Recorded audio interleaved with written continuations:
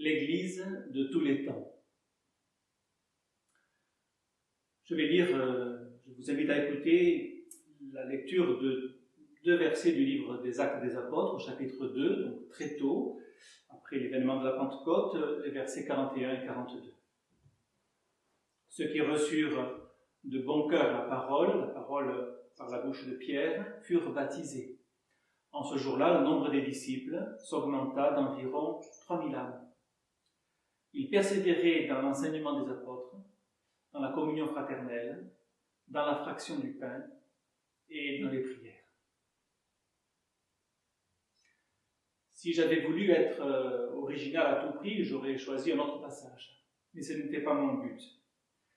Ce texte très classique présente ce qu'on a appelé les 4 colonnes de l'Église de Jésus-Christ.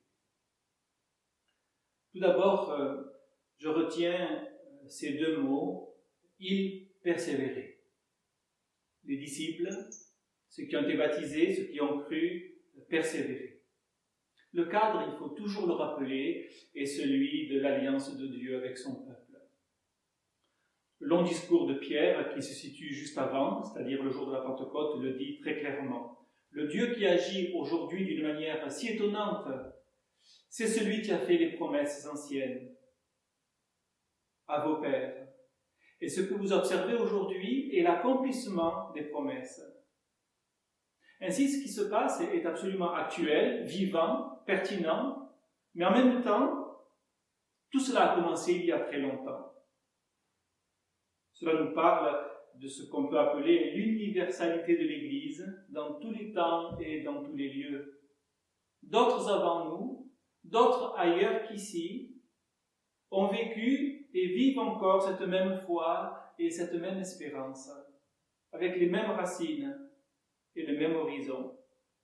Cela nous rend à la fois plus modestes et plus forts. C'est donc très important. Dire cela, c'est aussi distinguer entre la persévérance et l'obstination. Ils peuvent se ressembler, mais ne porteront pas les mêmes fruits. L'obstination s'appuie sur la volonté de l'homme, la persévérance sur la grâce de Dieu. Ce n'est pas du tout pareil. Que Dieu nous montre. Si nous sommes persévérants ou si nous sommes obstinés. Si nous sommes persévérants, Dieu va nous appuyer. Si nous nous obstinons, il devra nous courber. Parler de persévérance aujourd'hui est aussi difficile que nécessaire. Je pense à une dame qui a dit « Si j'attrape ce virus, je me suicide ». Cela en dit long sur le manque de racines et sur le manque d'espérance de notre génération. Tout autre est l'héritage du peuple de Dieu. Car la promesse est pour vous et pour vos enfants et pour tous ceux qui sont au loin, en aussi grand nombre que le Seigneur, notre Dieu, les appellera. J'ai cité les versets 37 et 39 juste avant notre passage. C'est donc l'œuvre de Dieu entièrement. La promesse est pour vous, la promesse c'est celle de Dieu, en aussi grand nombre que ce Dieu, que notre Dieu les appellera. C'est à la fois très vaste et très précis, plus vaste que nous le pensons, plus précis aussi, plus exact. Au dernier jour, Dieu rassemblera le reste de ses brebis qu'il avait dispersées et il n'en manquera aucune. Il n'en manquera aucune. Que c'est beau. Jérémie chapitre 23. Eh bien, curieusement, c'est parce que c'est l'œuvre de Dieu que nous sommes appelés à persévérer. Et que nous pouvons persévérer, car un commandement de Dieu est toujours accompagné d'une promesse. Ils persévéraient dans l'enseignement des apôtres. Cela vient en premier. Frères et sœurs, l'enseignement n'est pas le tout de la foi et de la vie de l'Église. Mais que devient la foi et que devient la vie de l'Église si l'enseignement est défaillant ou déviant? Et cela peut arriver assez souvent. Dans la perspective biblique, la foi ne s'évalue pas en intensité, mais en justesse. Elle comprend la confiance du cœur, qui vient de Dieu d'ailleurs, mais elle comprend aussi l'objet de cette confiance, ce en quoi je mets ma confiance, ce en quoi je crois, qui viennent également de Dieu. Je m'explique. Si j'ai une confiance très grande dans quelque chose de faux, eh bien ce n'est pas la foi. L'apôtre Paul le dit au début du chapitre 15 de sa première lettre aux Corinthiens. Je vous rappelle l'évangile que vous avez reçu et dans lequel vous avez cru, par lequel vous êtes sauvés, si vous le retenez tel que je vous l'ai annoncé. Sinon, vous auriez cru en vain. Ce tel que nous montre l'importance d'un enseignement fidèle, scrupuleux. Inversement, si je commence à croire, ne serait-ce qu'un peu quelque chose de juste, c'est-à-dire qui est approuvé de Dieu, c'est déjà la foi. Voilà pourquoi la mention de l'enseignement des apôtres est si importante. C'est pour n'avoir pas cru en vain. Je le redis, l'enseignement n'est pas tout, l'Église n'est pas qu'une école, encore moins une université. Mais que devient l'Église si elle est édifiée, construite à côté du fondement, du seul fondement qui ait été donné, savoir celui des apôtres et des prophètes, Jésus-Christ étant la pierre d'angle. Le Christ tout entier dans l'Église, dans l'Écriture tout entière. Le Christ tout entier dans l'Écriture tout entière. Une bonne chorale, de bons musiciens, une bonne louange, et même des dons spirituels, c'est très bien, mais cela ne constitue pas le fondement dont l'Église a besoin. Pas plus que l'engagement social d'ailleurs, tellement en vogue aujourd'hui pour des raisons parfois suspectes. Quand le symbole des apôtres, le credo, dit « Je crois à la Sainte Église universelle », il dit « l'Église de tous les temps et de tous les lieux qui garde l'enseignement des apôtres ». C'est pourquoi Jean Calvin peut écrire « Aussi, bien qu'elle soit affaiblie de plusieurs défauts, on peut le dire, nous devons la considérer comme l'Église, tant que nous y constatons un pur ministère de la parole, une pure manière d'administrer les sacrements. » On peut en parler longuement pour vous accorder sur ce que cela signifie, le pur ministère de la parole. Si on place la barre trop haut, il n'y a personne. Si on la place trop bas, c'est si dommage, si regrettable. Je cite encore Calvin. Quant à l'imperfection de la conduite, dit-il, nous devons bien plus en supporter, car il est facile de trébucher à cet endroit.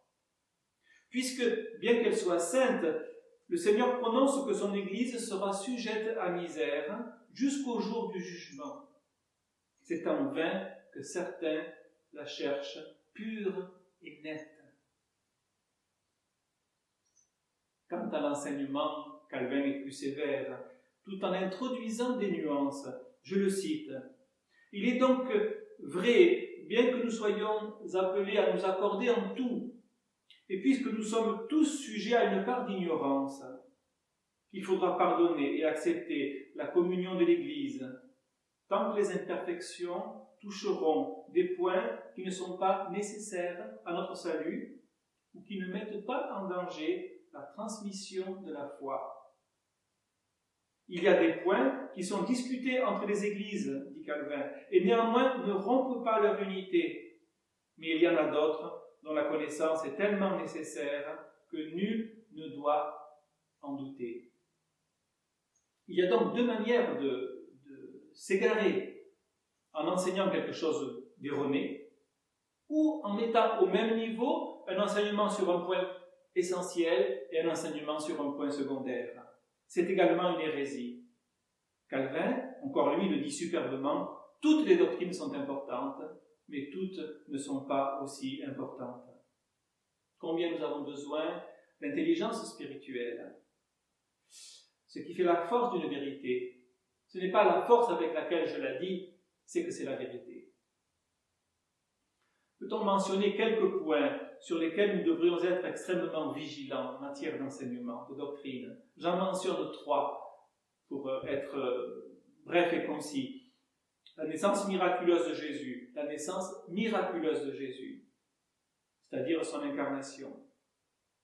Sa mort expiatoire, c'est-à-dire la notion de jugement, et sa résurrection corporelle, avec l'espérance qui y est attachée. Il y a d'autres points que ces trois-là.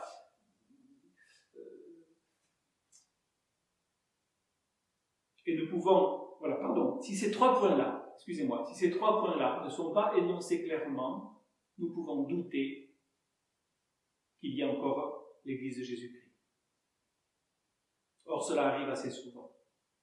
L'apôtre Jean, l'apôtre de l'amour, commande de ne pas fraterniser avec un enseignant qui ne respecterait pas ses doctrines centrales. Je pense à ce que Jean écrit dans sa deuxième lettre au verset 9 à 11. Deuxième lettre de Jean, versets 9 à 11. Il persévérait dans l'enseignement des apôtres, il persévérait également dans la communion fraternelle. La communion fraternelle est une des préoccupations constantes des apôtres en lien avec l'enseignement. Je pense souvent à cette phrase de l'imitation de Jésus-Christ, fin du XIVe siècle, « Il vaut mieux plaire au Saint-Esprit que d'en connaître la définition ».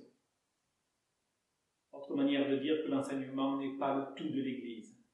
La communion fraternelle est du domaine du vécu, ce qui ne la réduit pas à ce qu'on appelle aujourd'hui la convivialité, l'affection, les réunions qui font du bien, ou les activités dans lesquelles on prend plaisir, choses très positives, mais qu'on peut trouver en dehors de l'Église.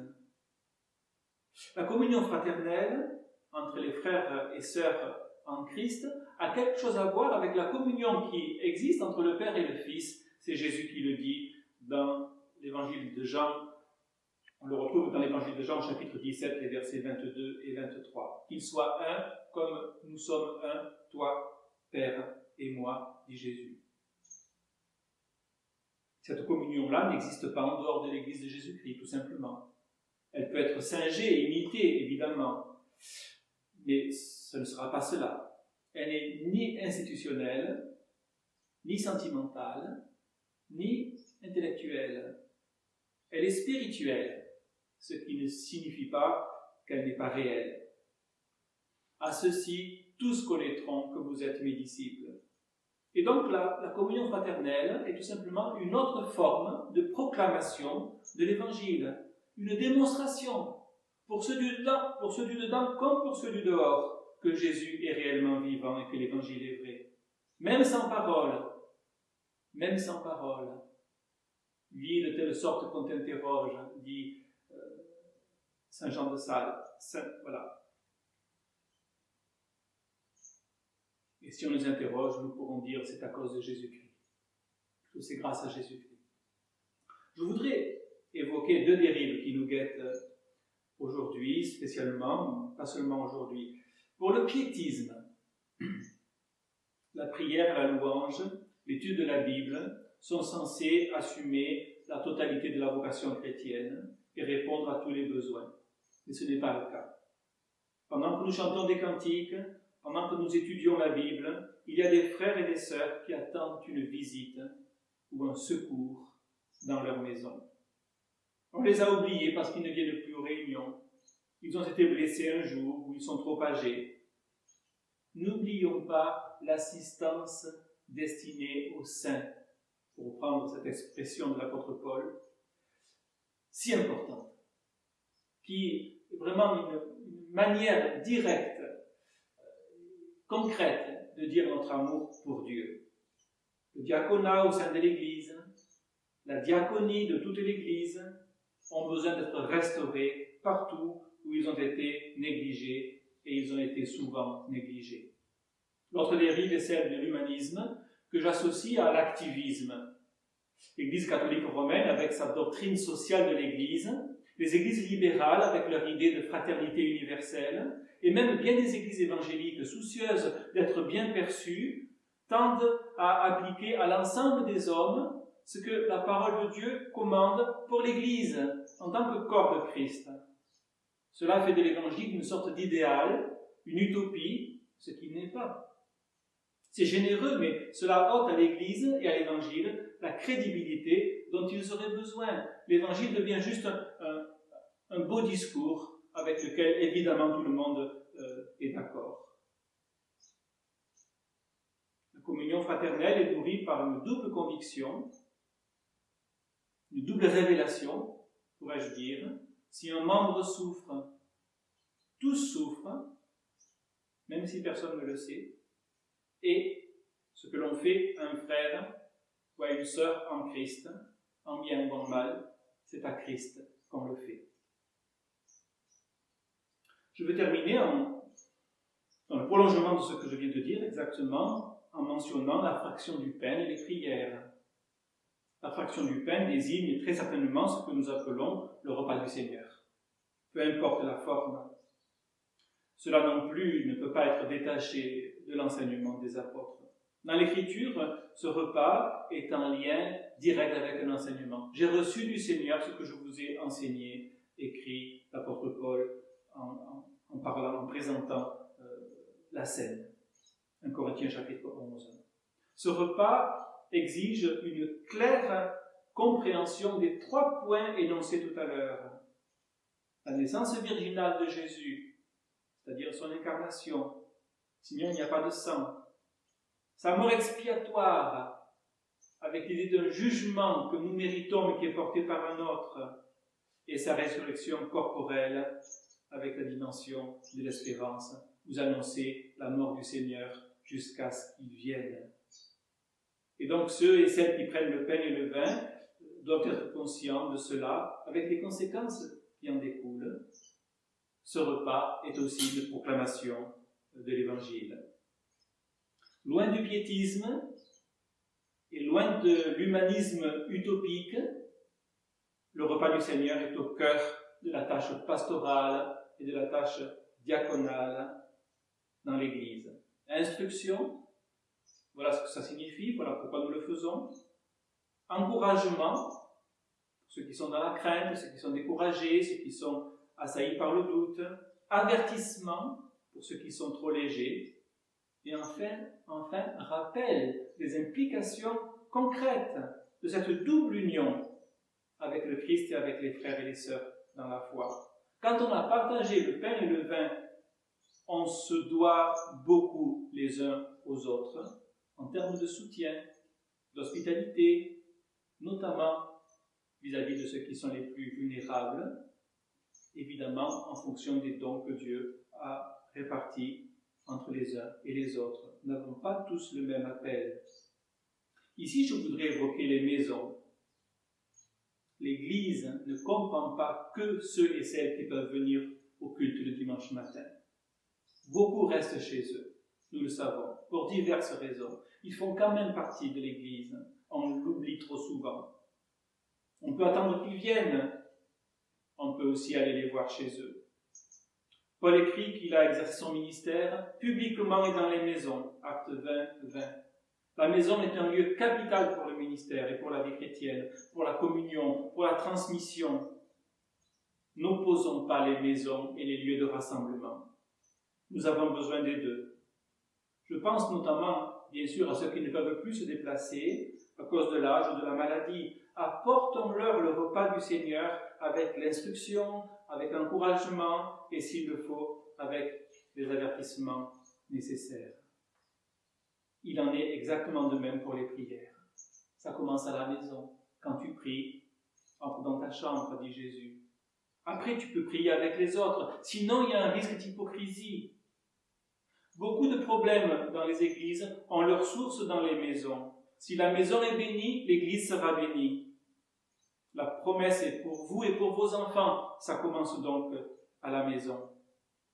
Et pour tous ceux qui sont au loin, en aussi grand nombre que le Seigneur, notre Dieu, les appellera. Et la maison est donc le point de départ pour des horizons très vastes. Le particulier et l'universel se tiennent la main. Ces commandements que je te donne seront dans ton cœur. Tu en parleras quand tu seras dans ta maison et quand tu iras en voyage. Deutéronome chapitre 6. Ainsi, quand tu te mets à genoux dans ta chambre, tout seul, avec un cœur sincère, tu te souviens que tu as des frères et des sœurs en grand nombre. Tu recevras d'eux ce que le Seigneur a préparé pour toi. Et tu recevras aussi ce que le Seigneur te donnera pour eux, en fonction de sa grâce parfaite et variée. Alors tu seras en même temps un instrument et un témoin de ce que Dieu fera pour toi et au travers de toi. Je crois que Jésus a dit cela quand il a dit « Vous serez mes témoins ». Que par sa grâce, nous soyons des témoins qui vivent et qui proclament l'Évangile avec la force qu'il nous donne chaque jour. Amen.